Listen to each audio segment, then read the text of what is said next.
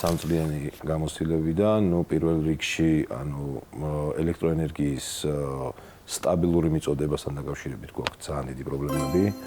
ამის მოწმე ვართ ჩვენც, იმიტომ რომ ინტერვიუს ჩაწერამდე დაახლოებით 1 საათზე მეტი ველოდეთ, რომ დენი მოსულიყო და გაგვემართა. კი ბატონო, რაღაცა ძვრები არის, რაღაცეები შეცვალეს, ასე ვთქვათ, გადამცემი ბოძები, რაღაცეები, მაგრამ არ ვიცი ეს ზამთარში როგორ იმუშავებს, ნახოთ დავეგოთ ზამთარს, იმიტომ რომ იყო რამოდენიმე ზამთარი გავატარეთ 12-15 დღიან უშუქობაში.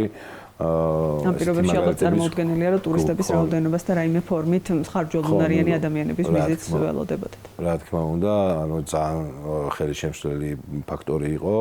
მეორე მომენტი არის ის, რომ არ არსებობს მაგალითად სოფლებში საკანალიზაციო სისტემა. ეგეც ერთ-ერთი პრობლემა არის. გაზმომარაგება იყო პრობლემა ნიკორწმინდაში, რომელიც მოგვარდა და გაკეთდა. დღეს უკვე გვაქვს გაზით გათბობის საშუალება შესაბამისად, ხის მერქნის ჭრა შემცირდება რაღაც პროცენტით. რამოდენიმე სოფელი დაიქცელა, რამოდენიმე სოფელი ისევ ჯერჯერობით ამ პრობლემასთან რჩება. რამდენადაც ვიცი, იგეგმება სხვადასხვა სოფლების გაზიფიცირებაც ეტაპობრივად. ადრო დაჭირდება ხა ამას მე არ ვიცი და კომპეტენტური არ ვარ ამ საკითხში და მაგაზე პასუხი არ მაქვს.